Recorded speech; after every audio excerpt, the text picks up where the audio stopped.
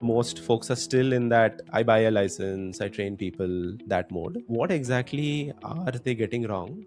Using tools is not wrong, but maybe that's not the starting point. Organizations were designed on the assumption that information and expertise are its cares. Knowledge always accumulated at the top, and information traveled upward, and decisions traveled downward. AI fundamentally changes this assumption. Information is no more scarce. The ability of judgment or judgment becomes scarce. There's definitely going to be people compression happening. I stopped hiring those who continue to believe that I'm going to be an expert in certain area. You must have been that person so far, which is okay, but you can't be that forward. If you don't carry that intellectual humility, then it will be hard for you to be coping up with a new world. Satheesh, you had written on work life balance that you've never really believed in the term. You call it integration, not balance. Let's start there and unpack that for somebody because I've never really heard it being framed that way. What is the context and what do you have in mind when you said that? Yeah, for me, I think I never really connected to this phrase of work-life balance. It sounds like these are like two opposing, or competing forces which need some balance. That's how I kind of see that word. For me, work is part of life. Some of my deepest learning, close relationship, biggest of failures, most meaningful contributions, all of that happened at work, right? So the question is not whether I divide my hours into equally into work and life. I think the question is really about, am I living the values that I believe? Do I really carry that same thing to be at work? Like, for example, as a parent, if curiosity, respect, patience, and humility are things that I carry as values, do I really carry that as a leader to work? See, life is not symmetrical. Right? It has its own seasons in different phase of your life, right? There are times that life demands you your time more. There are times work demands your time more, right? So it is not about balancing it. It's about, there are times that you will spend more hours at work. There are times that you will spend more time for your family.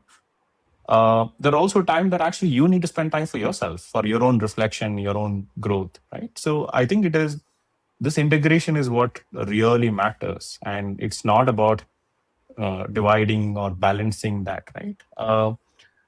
And it can also be misunderstood that, hey, integration means that you're being available all the time for work. It doesn't mean that, right? Yeah. So if you're really focused at your work, and if you can do focused time, the number of hours that you spend at work can also be actually being taken care well, right? I think that's where I come from integration. Ravikant, he had this very famous saying. He says, the modern worker should work like a lion. So go Yeah, on sprints and then rest. Right? That rest is where we are home, where we're taking time for our family when we need. And then we sprint, we go, like now with AI especially. Right? You could put in absolutely, a lot of focus time. yeah, absolutely. Because I actually see that even from a workplace point, right? Today, even at ACKO, for example, the weekends to all that is actually, I've seen people to be wisely using it as a time off versus being connected, unless there is something from a customer point that need attention. I think people do break, and I think as an org, we strongly believe in it, right? So people don't need that rest to come back powerfully the next week to be doing. So I fully get what you're saying. Yeah. Yeah, and especially now, like the sprint becomes even more focused with AI, and I think that'll be a good segue into my next bit. So, Satish, you've Mm. been a big proponent of AI for a while now. There's a lot that you've Mm. spoken about, and what I like is you're speaking more from what happens to the org with AI. Right? Yeah. A lot of talk is on what is the tools we use, but I think that's a very we're missing a more fundamental layer. You had written that you said AI native isn't just about adopting tools. It starts with a Mm. fundamentally different assumption about how work gets done.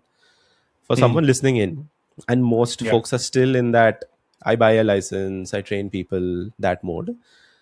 What exactly are they getting wrong? And before we get into that, I just want to double click a little on what do you mean by AI native? So maybe let's start with the first part. Using tools is not wrong, okay, but maybe that's not the starting point. See, whenever technology arrived, and historically, if you look at, our instinct was always about buying licenses. Whether it is the CRM world to all of that, right? We approached is that buy licenses, educate people, let them adopt. Right? That's typical way of thinking Yeah. about any new technology. For the century also, the organizations were designed on the assumption that information and expertise are its scarce, right? Like it's not something easily available. Hmm. Knowledge always accumulated at the top, okay? And information traveled upward and decisions traveled downward, right? That's how, Downwards. if Yeah. you look at how organization operated. As a result, right, like the hierarchy was not merely a preference for organization, right? It is a response to the scarcity because all this informations to everything relied on leadership team, managers, etc. That's how structurally organizations were. AI fundamentally changes this assumption, right? Information is no more Hmm. scarce. Information is available widely. As a result, the scarcity or the right issue becomes the ability of judgment, or judgment becomes the scarce skill, Hmm. or framing the right question become the scarce skill, not really the information, right? So understanding context, recognizing what are the trade-offs, deciding responsibility under uncertainty, right? I think these are all things becomes very important in the new world. Once you see that, right, AI stop being a technology conversation. Actually, it becomes an organization design conversation. Uh, Hmm. so as a result, the question changes from where can I use AI versus if AI had existed, how do I relook at the work and work designs, right? Even if I had to define the second part of your question about AI native, I think that's how one should look at, like, how do we redesign if AI existed? How do we rethink about work versus looking at a Hmm. tool, implementation or adoption. I think that's how I see this whole change, right? It's more fundamental in nature. If you don't get that fundamental part, and if you don't start relooking at design of org, design of work, yeah, this adoption itself could go wrong. Yeah. Yeah, but staying on that thread, Satish, do you want to Mm, explain a little on then how does the org look? Like we've spoken about how it looked before. Information was a symmetrical, it's a pyramid. mm, It had to be, mm. right? But Yeah. what do we go towards given this assumption that AI now has made information scarce, it's made work, let's say, more focused, judgment and everything is more abundant. What's the org design we're moving towards? See, I think there are fundamentally few things that's going to change as a result, which is already changing, and some of them that I see at a place today that I work, right? Like I said before, organizations were about the instruction downwards, information upward structure, Yeah. where a lot of coordination, meetings, to all that happened at that Hmm. managerial layers, right? Like I think Yeah. that's how organization worked, right? It worked purely because of how um, the scarcity or the information not being widely available for everybody to all of that, right? So I think Hmm. that coordination happening through meetings to all that through manager, I think that structure is fundamentally going to Gone. change, Yeah. right? The how would the emerging organization look different is the more full stack capability, right? Maybe I can take an HR example and explain you this further Yeah. around outcomes rather than functions. Yeah. So information is more transparent. AI can help people access expertise that previously sat um, in another team or or a manager or somewhere else, right? Let's take an example in probably our own area, right? There was always this compensation as an expertise, which or the benchmarking to all that. If you take it as the Hmm. simplest of example, every Hmm. other teams and people function used to be rely on that one expert or couple of two three Yeah. expert based on the size of the organization. If you really look at it today, that is no more relevant, right? Like anybody could Yeah. go into any of the GenAI Yeah. tools, to any of the research tools available to be searching for it. uh, Hmm. and I think it's pretty easy to get that information. You're not going to be relying on them, right? I think similar is with the manager example that I already given you, right? So I think the before org design models would have asked who has the answer, and versus today the emerging models will ask who's closest to the problem statement, right? Or who's closest to the problem. What Hmm. context do they need to make better decision? Yeah. Or how do we help them to make a better decision? That's what is fundamentally going to change. Organizations who recognize this faster and move towards it. I think from an organization design, right, what would actually happen is there will be fewer layers as a result of how the manager layer is going to do a Hmm. different, what their job is to be enabling all that I told you, right? Can I make them Hmm. make the decision better? Can I help them with sufficient information that helps them take a judgment faster than Hmm. what they used to do before, right? Hmm.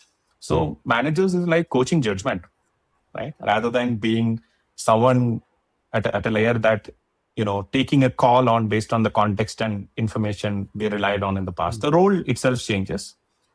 The number of people that report to a manager as a result could also change, because you're also pushing the accountability, ownership far more to your team than how you were Hmm. doing in the past. Your role is not only changing, that means your ability to support a larger team is also increasing in the process. And work increasingly will become cross functional. Okay. You see, organizations, which is widely happening today, are, uh, we call it as pods at ACKO, and different companies could call it differently. I think so. These are cross-functional team come for a organizational level outcome, right? Let me give you an example in your own context, right? Like if you're building a AI first claim system, right? Um, Hmm. it need people from engineering team, it people from underwriting, it need people from product, it need people. That's the craft place. Yeah. Hmm. The function is their craft place, but Hmm. work happens in the pod. Yeah. Hmm. I'm taking these examples that easily for people to Yeah. relate. So there is a home for their craft, but the work happens at a pod. I think, Hmm. and then the single objective would be about how do you make that customer experience better, claim processing seamless, to all of that, right? This is how the work is going to evolve. There is more and Hmm. more cross-functional in nature. More and more people will do full stack in nature, right? The reliance previously, for example, a product manager could have had with a designer on building a prototype is no more exist. They can do it themselves. Yeah. So yeah, they could do it themselves. That's going to be increasingly the case of people being, full Hmm. stack in nature, ability to do horizontal things, and working in pods. I think from an organization point, all of this will move things much much faster than how a product release happened or how decisions have taken in an organization is going to be much faster. Agreed. But Satish, one not so great thing about this is that there's definitely going to be compression in people. While you have compression in layers, your work, the ability to do full stack increases more. There's definitely going to be Mm, people compression happening. Now, there's a lot of talk on that. yeah. Whether AI creates more jobs and all of that. But short term, long term, what's your thought around it? Is there going to be compression short term and long term that equalizes out somehow? I think maybe if I had to directly go into your question to say that is AI going to impact jobs? I think the Hmm. first thing to be looked at is I think there is a identity crisis. Historically, especially people at mid management to leadership level have been Hmm. identified as you're a expert of something, you're somebody who knows something better than the other person, right? Like that's an identity. If you look at few Yeah. years back, let Yeah. me take my own example, right? Somebody in the startup ecosystem would say that this person knows early stages of people practice designs well, etc. Or maybe somebody will say they know long-term incentive plan design. Some references would come about Hmm. identity, right? I don't think you can live with that identity anymore. That identity is not relevant in the new world. People need to start accepting that, right? Like, hey, that's not what it is anymore. Like, my job as a leader is about giving context, helping people get better at their judgment, right? What also happens to humans in the same context, right? Like, for example, if you're pushing that accountability, ownership to somebody like who are not used to it before in the teams, right? Hmm. Hmm. Some may find it very enjoyable thing to do. Not everybody is comfortable with that, right? Hmm. So the real stress happens at that level, right? Of hey, oh, okay, suddenly I Hmm. had to take too many decisions which I'm not used to do before. This realization is what would actually help. I know I'm putting it positively than how you looked at Hmm. competition part, right? What you're saying is a fact, but I think the way of looking at it is should be different. I think Hmm. that would genuinely help people to be seeing problem statement differently, seeing the trade-offs differently. How do they look at a problem statement from beginning to end? Those are things that would actually matter in the context of comparison. It's a fact that you don't need so many layers. The layers would Hmm. become lesser. One of the dangerous part of that layers being lesser. I think if you don't decentralize decision making, the Hmm. reduction of layers was not going to solve anything. If you continue to be a centralized decision making organization, and fewer in layer is not going to solve anything, right? So I think what maybe organization needed in one of your earlier question is, I think it also needs immense clarity about how we work as an org, right? I think that's Mm. one of the first thing to be built even before you get into AI tools to all of that. Like one of the first thing that, for example, at ACKO that we have done is uh, about a year and a half year back, we've actually written down something called ACKO operating system. It's a very interesting thing about how do people work in the new setup. Yeah, we've simply given Mm. all the why because historically consumers would have come to us for a single transaction in different stages of life cycle. Today, we believe they can enter in any place in the world of AI. Right? Someone could be just coming and chatting to a bot about a health insurance. Someone else could be looking at buying a car in the Echo Drive. Could be any of the life cycles to coming. So, in a horizontal nature of a business like this, right? Like you have to fundamentally rethink about how work happens. So a Mm. reference of that home for craft and work happens in pods, etc., comes from that operating system. So we gave this immense clarity. It's a Mm. 28-page document that we've written down to give this Wow. clarity to the entire leadership team. Because I think that's the most important part. Without that clarity, if you go and tell them that we operate as pods, we operate as this, people need to know the why. If they don't know the why, I think ability for them to drive that outcome would actually be lower, right? I think clarity is the most Mm. important part, even before we get into design. So, Satish, without getting into specifics, if let's say I'm a company now, I get inspired by the operating systems, like the why, because Mm. everybody's not thinking that. You're thinking bolting Yeah. on tools, like I bolt, Mm. bolt, bolt, without going into the fundamental why. What would you advise them? Like, how should they go about making this operating system for their company? And this is a company that's been around for a while. It's easier for a company that's Mm. starting out, but company Mm. that's been there 6 7 years, right? Let's say already 2 300 folks existing.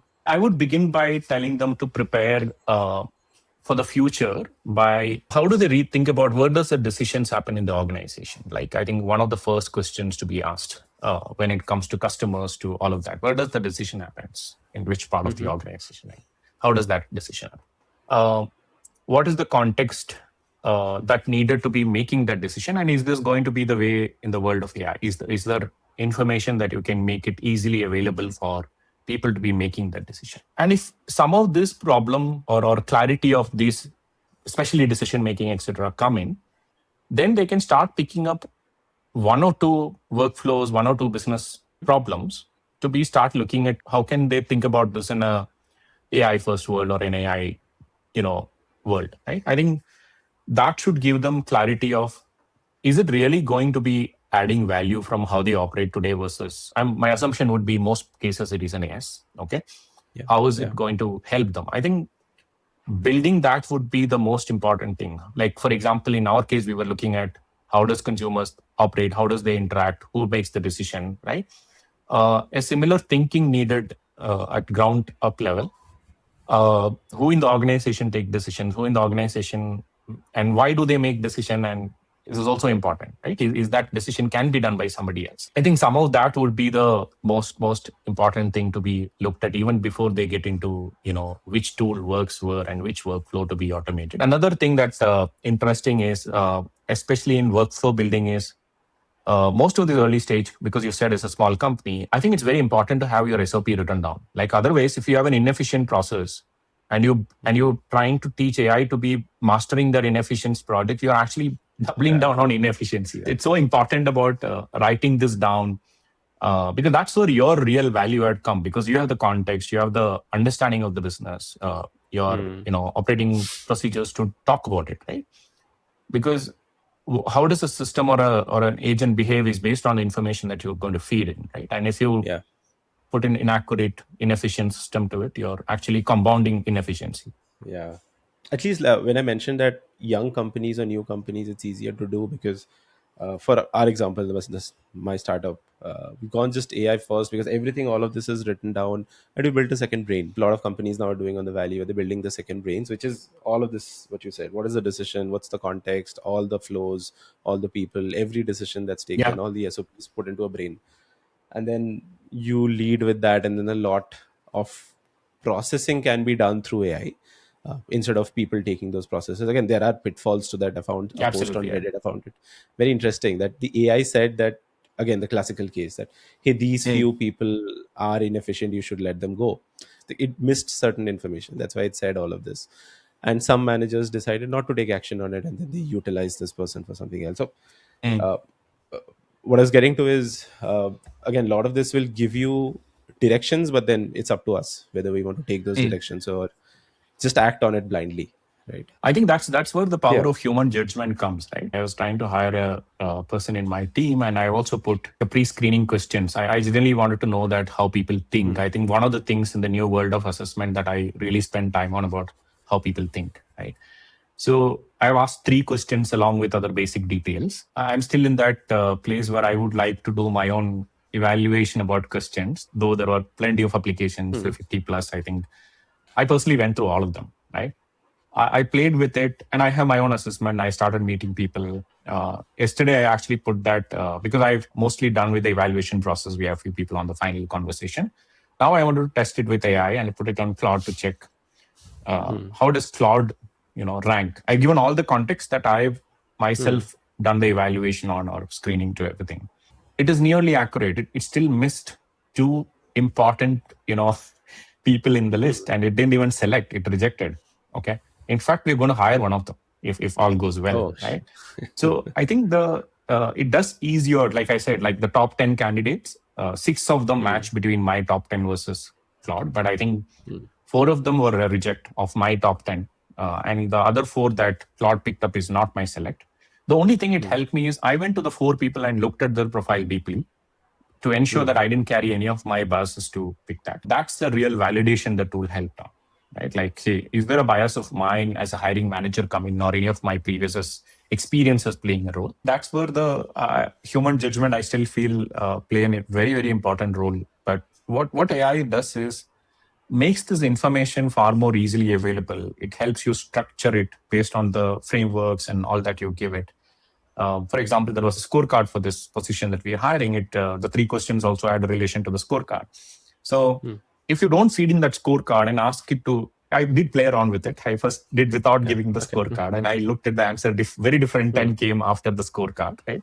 So I think the context and giving the right input matters so much. But again, human judgment is a layer Hmm. that you would need to keep in all the critical decision making. It is still not, you can't fully leave it to AI, like the example that you said too. Yeah. Shouldn't. Yeah, I think this is a fantastic point. Like, I think Claude Code and all of that with enough context is amazing at QA actually, which is what Yeah. you used it for removing biases. In fact, the reverse Mm. narrative seems to be true. People say, "Oh, it has its own biases." I don't think like there's just too much information now.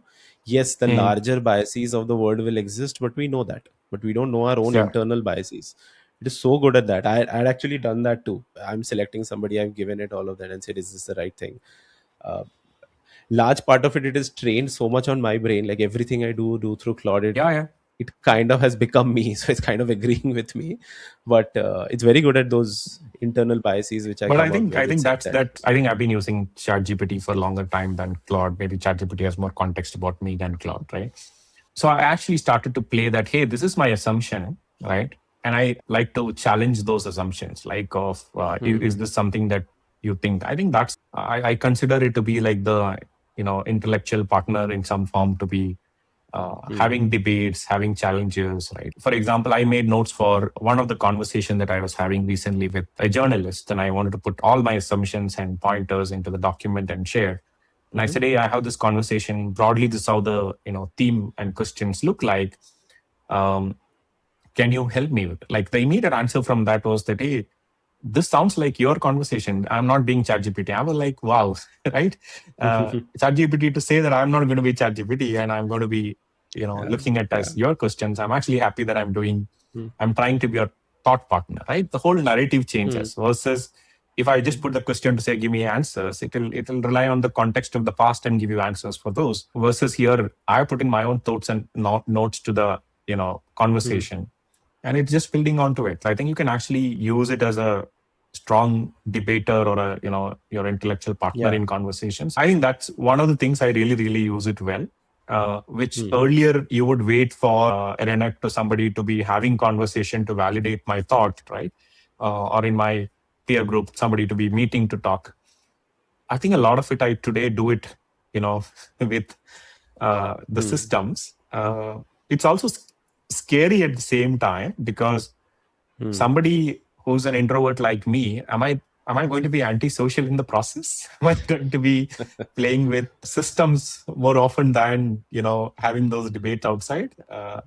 Yeah, I think that's a question that I ask. I don't have an answer. I definitely do a lot of debate about my assumptions with whether it's Claude or ChatGPT to Gemini to all of them. Yeah, awesome. Typing. I'm still a person who prefer writing. It does from a thought process point and thinking deeply. I think I still feel writing plays a significant role.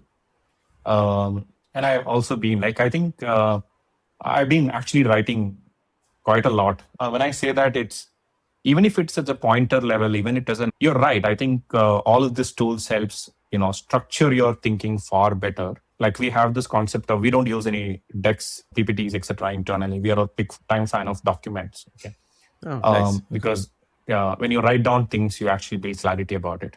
The one thing Yeah. I've seen change before and after of AI is that I think the document started to be much better structured than before. Yeah, I think from a 100%. Yeah. problem statement to all that, it started to structure better.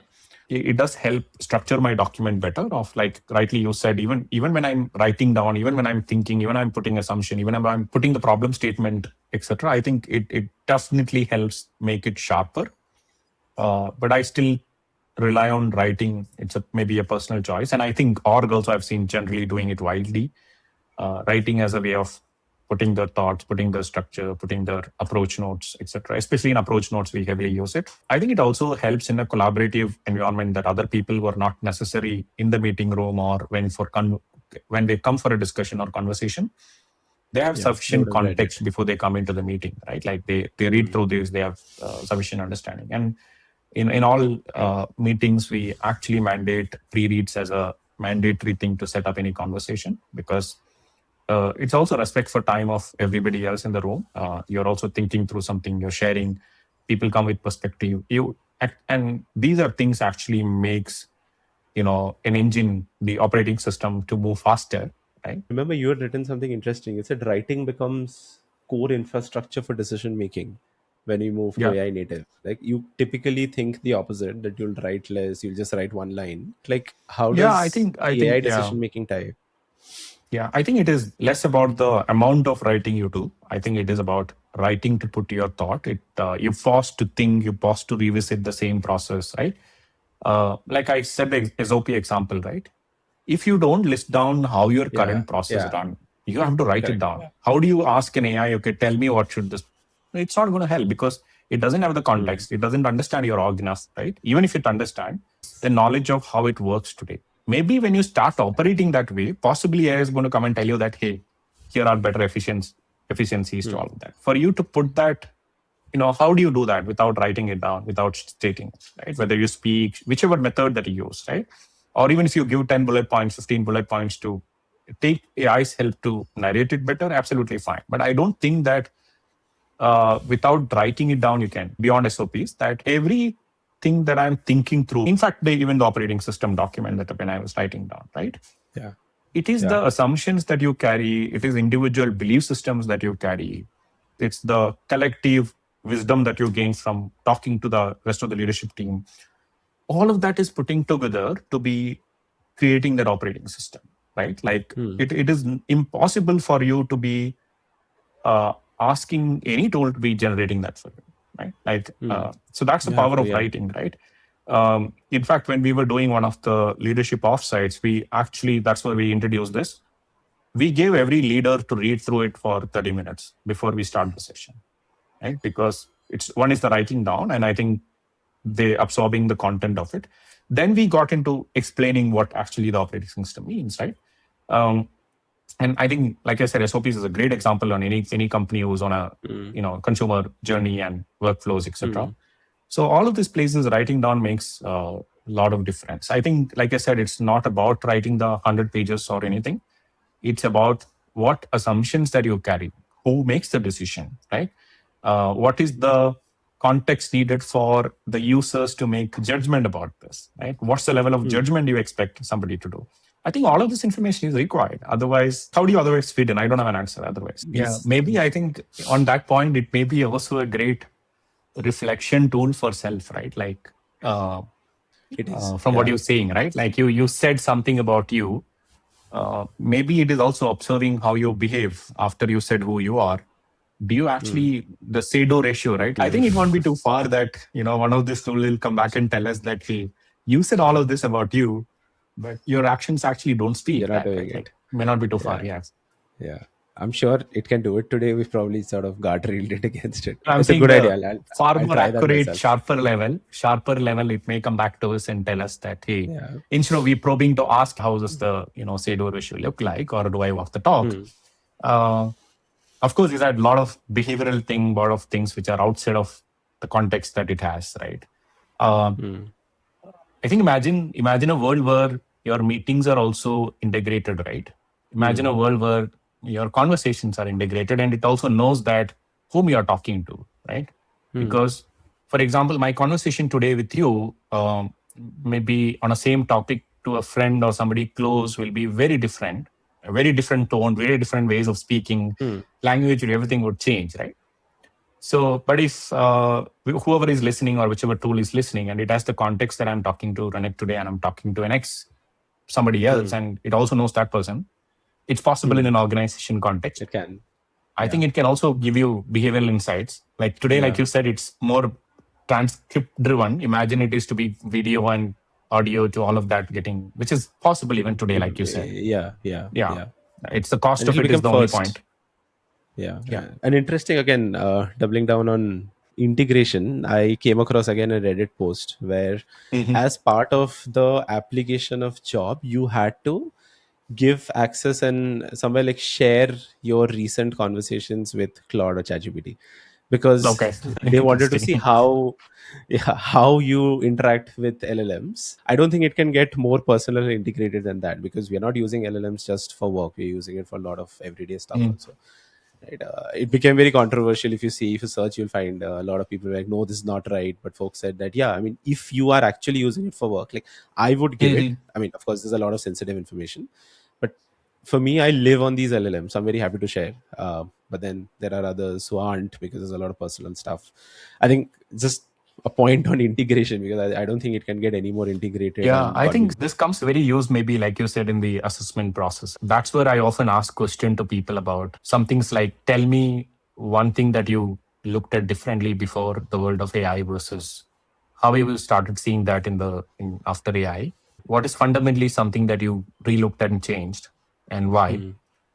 What was the problem statement? What are the trade-offs? To I started to increasingly include questions of these sort in interviews. Like including asking question like what risk did you consider, what did you learn from that experience, fundamentally kind of it like sounds easy in a question, but it isn't easy for somebody to be It's taking not. that to be, Yeah, so no, that's that's more a good powerful, question. right? You're putting somebody on the spot to ask that question versus you know going to chat gpt, Hmm. because that still allow you to be thinking, you would have put some thoughts to context. Some of the best answers are sometimes that hey, I don't know, but I know how to discover it, right? I think that's a general thing now, like the ability to, anybody can discover anything. Are you able to Yeah. discover it or not? But Satish, staying on hiring, Mm, you spoke a lot about judgment, right? Judgment is the new mm, currency. One of the interesting parts about judgment is it's very difficult to assess this during an interview, right? mm. Is there a construct you found, or some sort of a hack, or some sort of a process which helps you at least identify good decision making, good judgments, especially at a leadership senior level? There are the best of things are about asking them questions on pre-post and how did they look at something, how did they design. I typically ask them for an entire walkthrough from definition of problem statement. Most of the people, when I ask such questions, I think the excitements are always, I don't know whether it's a very uh, Indian thing for us that we jump so fast into solution. While the question would be about, hey, can you sharply define the problem statement? What are the options that you considered? What are the trade-off you made? What are the risks you evaluated? And how did you go about implementing this, right? How did you measure? Is the typical journey that I ask them to walk through. And now I stopped the last part of the question. I tell them that don't talk to me about solution, because what I've seen in previous questions is largely people straightforward going to talk so much about solution they implemented and how did they measure, how proud they are about it, etc. So I said, hey, don't talk about solution and measurement. Let's stay with the definition of what was actually the problem statement. How did you even validate if that's actually the problem statement, right? Because one is somebody telling you about a problem statement. Okay. Right? It also needs a validation if that's really is the problem statement. Most often, you will actually discover something else, right? Or it could be your own assumption about problem statement. It could be a problem statement came from somebody else, right? I think that's a very powerful questioning, according to me. It actually, there are a lot more learning comes from that, right? Because all of us carry certain mindset, or all of us carry certain mental model rather about based on our past experiences of certain things worked, right? What this particular question does this is, one, you had an assumption. Were you okay to change your own assumption and mental model when you discovered a new set of information in the process of discovery of problem statement, right? Were you open to look at it? When in a real scenario of their own example doesn't bring this perspective, like if they take a simple example to any of that, what I typically do is I actually put a hypothetical question. Yeah. Okay. What I'm telling you now is everybody who's gone through my, especially for my functional level interview now in the last couple of months, I've actually experienced it. It is actually surprising that people get stuck at that phase of discussion. People were frozen, like didn't want to answer or became defensive about it. And we tell them upfront, like, in fact, me and my colleague together do this conversation with the candidate. And we tell them upfront, hey, this is not an interview.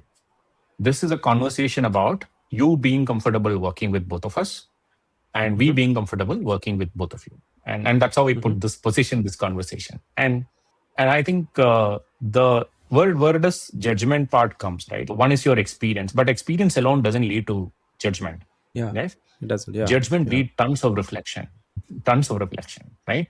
Judgment read you being comfortable about changing that mental model that you carried in the past. You carried certain mental model on the go with all new set of information. You're actually changing that mental model. That is when the right judgment come, right? About something that you have to judge, right? I think these are all smaller nuances. Most often people miss, saying that, hey, I have the sufficient context. I know how it is done, right? That's in a different, Yeah. mental model Different way. assumption that Yeah. you don't want to change, right? Yeah. I think this is my of late the most favorite question, and which actually I started to do loosely call it as design thinking internally with my team if they ask me what is this conversation, because it is not really the replica of design thinking, but some element of it is there. This is one of the piece that I really look for in people, whether it's for my team or even for the leaders that I interview. I think I also ask sometimes this question to some of the candidates based on the conversation. Hey, what is that one assumption that you carried while answering the question during this last 1 hour, right? That you feel is you were actually not right about the assumption that you carried. And someone who has 2 decades of experience and maybe more to be in an hour conversation and to be acknowledging to somebody he has no context and no, anything within the past, maybe meeting for the first time, in most often, right? To be saying that, hey, I carried this assumption and I think I was wrong. I think it's I call it as intellectual humility, right? It's the most important trait in the new world, right? If you don't carry that intellectual humility, then I think it will be hard for you to be coping up with the new world and doing well in whatever you're doing. Yeah. That's a very good word. Intellectual humility. Yeah. And you have to with what's happened now. Like if you can't frame break your thinking, strong opinions loosely held, and Yeah. just Yeah. being humble that I don't know. Yeah. Like, everything has changed. Just 2 years back, what was happening and what's happening today, the way we are doing things has completely changed. Even today, when people reaches out to me saying that, quoting to my Flipkart experience of 7.5 years or my entrepreneur's experience to any of that, right? A lot of people, because of the size of the off to network to build to all of that, I find it very uncomfortable when people tell me that, hey, I see you as an expert. I am not. I'm like, sorry, I'm not. It's very hard for people to change, and you also at the same time don't want to be offending a person reaching out, but wherever it's a closed network, I actually tell them that, all Hmm. of this systems and models knows far better than me. But of course, advantage I would carry is the context that I build over a period of time, some of the deeper nuances that I know. But that's very contextualizing in the world that I am familiar with, right? Like today, Hmm. ACKO is that familiar world for me, and I can contextualize this understanding. I said, yeah, all of us can do. You're not different from me, right? You have a better context of your organization. You'll be able to contextualize far better way than I do it. Right? I think, uh, yeah, that's why they talk about Hmm. the identity crisis part that I told you, right? I think Hmm. I acknowledge that is like, hey, there is no such identity that I today live with. And that's where again these the things that you spoke of, judgment being there again, the people side comes in quite a bit there, right?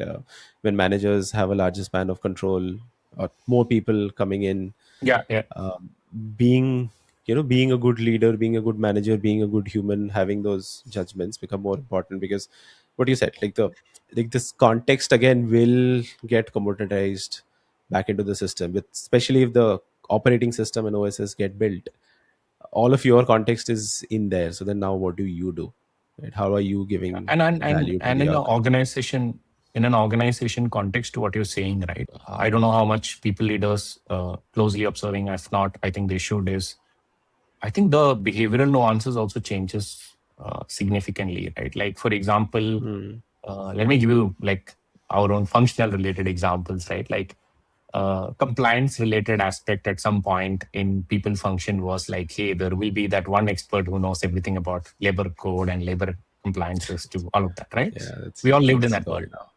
Today, I've seen recent interaction on emails between our teams that one of the program managers in one of the business line actually have wrote a note to my team. Hey, I found all of this about the code and how do you communicate to a contractor as a principal employer to the entire conditions of ways of operating is listed on neatly in a document and send it to my team and say, can you validate and this confirm this? This is what I Hmm. found, and it's actually Hmm. 90% accurate, right? Hmm. So you also need to be at the receiving end at times to be very comfortable receiving this. And that's very important. That's one of the reason I'll connect it back to my own team and design as a result. I stopped hiring those who continue to believe that I'm going to be an expert in certain area. That's not a capability that Yeah. I would want. And I think believe more than anything else. You must have been that person so far, which is okay, right? Or a professional so far, but you can't be that forward, right? I think that acknowledgement is very important. So that full stack capability that I'm talking about. So today, as a result, in my team, so we are a 14 people team for a 2,000 people organization, which operates in Wow. about Cool.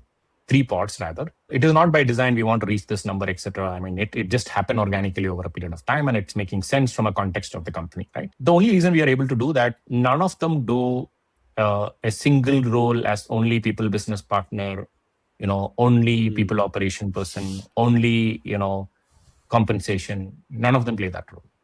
Yeah, especially people who directly work. Everybody has at least a dual or a two or three areas they are responsible for. And we also formed it as pods, like simply like, so for example, there is a pod called talent. That's everything talent belongs to that pod. Okay, what is the single objective for the pod? The single objective for the pod is improving talent density in the organization. Okay, that's Okay. a single objective. Now you could be hiring better people, you could be improving people internally, you would be you're Hmm. doing right assessment to find that, or anything Hmm. about that, right? You are, Hmm. what it does is it forces someone who leads a talent acquisition, someone who leads talent practice, when I say lead, like someone who hold that area, the craft, right? The previous example Hmm. that I given you, the craft, Yeah. it forces them to be working together. You don't have a choice because it's a combined goal to be moving talent density, right? um, Similar is like there is another pod called people experience. It's about how do you create great experience for everybody at ACKO, right? So Hmm. everything total rewards, people operation, people tech, people analytics, all of that is clubbed under that. Hmm. Now, two people in that pod could be directly reporting to me. Some could be reporting to one of those people. It doesn't matter. Like there are four people in that pod. Four of them are actually working towards that single outcome of creating the best experience for people. And that's not an exclusive work for them. People who belong to that pod, could also be part of another pod. For example, there's another pod called org effectiveness and culture. There's only 3 pods.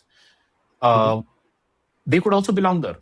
So you're Makes sense. contributing on Yeah. creating experience. Out of the 14, at least 8 of them would have this, like, touching on multiple pods, right? If Yeah. not Yeah. two, in some cases, some of them, like 2, 3 of them could also be touching three, right? Yeah. Uh, The I think tech that's analytics fundamentally, would be across all pods, right? yeah, I mean, fundamentally, Yeah. it is Yeah. changes the whole, thinking of how you operate. It also makes it exciting for people who want to learn other areas. Right? Like you're also Mm. building that horizontal full stack capability, right? Uh, but one could be very uncomfortable with, oh, I'm doing too many things. I need to take too many decisions. I need to be involved in too many things, right? Mm. That's what I said, the human cost, or whatever you want to call it as, right? Of, yeah, there is that fear. For some of them, it could be an uncomfortable place, because every meeting you entered into, one of your peer, or somebody is asking you 3 questions, which you may not know about that area. So, but you have to be, learning to Mm. do that, or understanding that better, building context to do it better. Yeah. Mm. And their performance goals and everything is tied to the success of that pod. So whatever the goals of that pod is, Correct. that is what the Correct. goals are. Yeah. Yeah. Makes And it sense. is broken down. Like, for example, though Mm.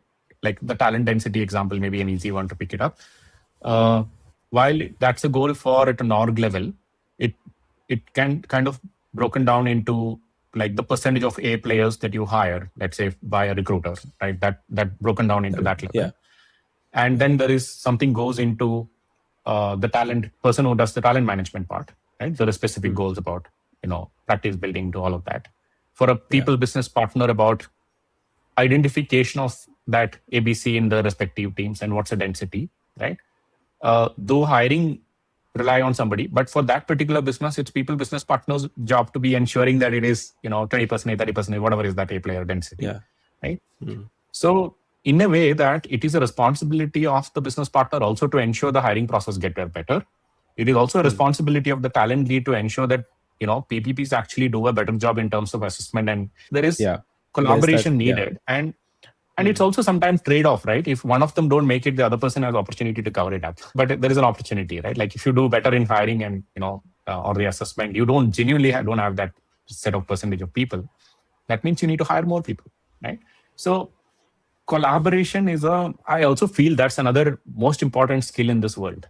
Like you Mm. don't have a choice of operating in silos and winning anything. You just don't have a choice, right? You can't. Yeah. Pods demand high level of collaboration, and collaboration fabric becomes, and I've seen even at leadership level, people struggle at it, by the way, right? It's a not everybody is so comfortable about uh, collectively discussing, collectively brainstorming, collectively and in a group being challenged about your own assumption, etc. It's not a comfortable zone. It is in some time Yeah. a very uncomfortable zone, right? Mm. So I think hence that fabric will make a lot of difference in the ways at which work is carried, and its pods horizontal in nature. We've actually written down a lot about it um, in the operating system of what should hence the DNA of the leaders be, etc. I think that's where that even I think the intellectual humility part is also, I don't know exactly the word of it. I've written it in this way, but this part is written down as a theme in the Mm. document to say that, hey, you should be comfortable changing your assumption, changing your mental model, comfortable saying I don't know this is also very important. That's a lovely segue into my last bit, Satish. So I want to take your general advice. There's a Mhm. lot, advice that people gives to youngsters who's coming up, but not a lot Mhm. gets said to these folks who are in the middle layer, the middle managers, the 7 8 years 10 years experienced, who are manager, senior Mhm. manager, want to transition to CHRO. I feel they are more Mhm. stuck because there's a push pull that's happening from both sides. uh, what would you advise them that, hey, I'm, it's a middle manager now, I aspire to be CHRO in the next few years, the world will fundamentally change. Tying all that we've spoken, how would you, what would you advise them that, hey, do Yeah, this? I think, yeah, advice is a big word, but I'll try and say what my thinking is. Yeah, just general Uh, principles. Yeah. yeah, yeah. There is no point. I think a lot of conversation that I have today with, interviews are a great eye opener in such conversations, right? Like a lot of conversation that they have. I think they're all so excited to talk about the tools they adopted, the productivity hacks to all that they Hmm. are doing, right? It is so exciting that there are conversations that I get into that I get interviewed in the process. They interview me, okay, is there an environment to be thriving in AI? I build this, I want to build that, I want to build. So I give them very simple examples in a context like. In addition to these three pods, I am also responsible for a learning academy, which is not the typical leadership training in corporate. It's more the front-facing stuff, and usually in some of the orgs it sits in the business org, but we consolidated that under a concept called learning academy. So there are two people in that team today who are trainers historically. I mean, we continue to do that partially, right? Have built a learning management system all by themselves, coded, built, and it's getting hosted in our own cloud. I think that's the power of AI, right? And did they go after it because they want to do it? Absolutely no. When we evaluated multiple systems, contextually, what makes sense, etc., I think they both started to see a lot of gap in it, right? On what we needed versus it is a lot of them were overload. Tools are great, but we don't need so much on the context of learning exact. So they started to build, right? Today, whatever that subscription cost of 60, 70 lakhs is not, we don't need to pay that because we have a homegrown one. Cost of 1/3 maybe, including the computing cost, everything that you put in. I think that's an example. I said this is what people can do, right? Today, there are two more things they are actually going to launch, both of them. One is the a coach for an AI coach for all the frontline staff, especially in the sales and customer support verticals. For them, we have a framework that we defined about how they get hired on, trained on, assessed on, etc. And if some conversations don't go well, the coach would help them tell them, okay, this is how you led this conversation, and here is it. And you can also practice with the coach. Yeah. It is again built by somebody internally, right? And it goes through all kind of infosec clearance to all, because we are also a regulated business. It goes through all that chain, only then it get cleared. I sometimes tell him that, hey, both of them, that I think you should switch function or your craft should be somewhere else. You're sitting on a wrong home, right? People shouldn't be obsessed about tools. That's what I'm coming to. I think they should see what is the business use case. Actually, it's this example of people that I spoke about. They saw the business use case of what it should be done. On top of the learning management system, they built a behavioral assessment, again GenAI powered. So there is, we use for language proficiency Metal, then it goes through behavioral assessment that's built by my team. All of this information sits in the learning management system. So it is also information that you can use for future. So their call, etc., is also assessed by an internal tool called Omni and all of that, right? So the entire workflow happens. So it's a very contextual business problem solving that they've done, right? Through which is these two or two, three of those. Actually, most people in the Learning Academy team, they can walk me through. And my biggest source of reverse, mentoring happened in my journey with ACKO from this particular team because they know every business process in and out. Okay, they can tell me, and some of them been in the org for a while, like 3 year, 4 year, 5 year. They can walk me through every product, every workflow. They can explain me everything, right? The reason I'm taking this example is I think it's so important for this mid layer to be building that business context very deeply, right? It's not just about the unit economics level or top line, bottom line. I'm not talking about that. That's not deep enough. Yeah. Deep enough is to understand how actually work happens from end to end. Yeah.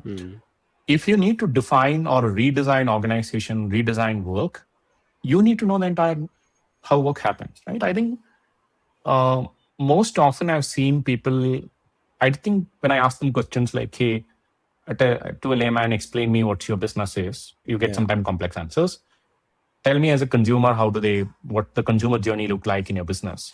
I think some of this needs far clearer answers. And in the process of this, it's not just about business, right? You're also building system thinking, you're also building problem framing. All of these are skill set needed, right? Like in the clearing communication, judgment, your ability to learn, all that will play a role, right? All that will play a role in this process. I think these are things that they should really get better at, right?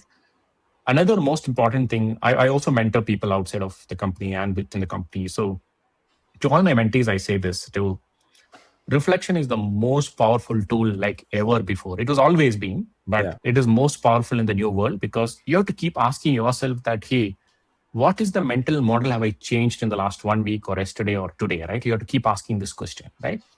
If you aren't changing your mental models, you continue to live what you believed 2 weeks back, 3 weeks back, 4 weeks back, right? If you're not ready to change your assumption, it's very important for you to acknowledge that I'm not learning. And I think that's another critical piece that I would say in conversations that I assess people when I talk to them about reflection. I ask a very simple question. For example, one of my favorite interview questions: tell me one of the most useful feedback that you received in the recent past from anybody, work or life, doesn't matter. Very carefully worded, most useful feedback. So then they asked me a question like, hey, positive. I said most useful. You choose what that is for you, right? Um, and when they give the answer, and I also asked like, what happened to you after this feedback was shared? So there is the process of internalization, or one is like first accepting what it is, internalization. I said, what behaviors have you changed? What is your framework of now getting better at it?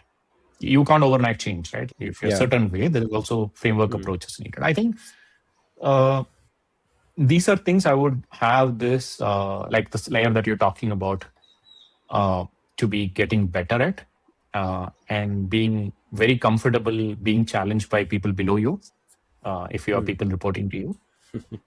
Remember, That they happens. have as much as context as you. There's no need to be looking down or looking saying that they're junior. All that doesn't matter anymore, right? While you have to sharpen your people related skill, your behavioral observations, to all that, of course, is part of your role, part of your process. Business acumen, system thinking, keep changing your mental models, right? I think the problem framing, I would say, that is the most important one in this, right?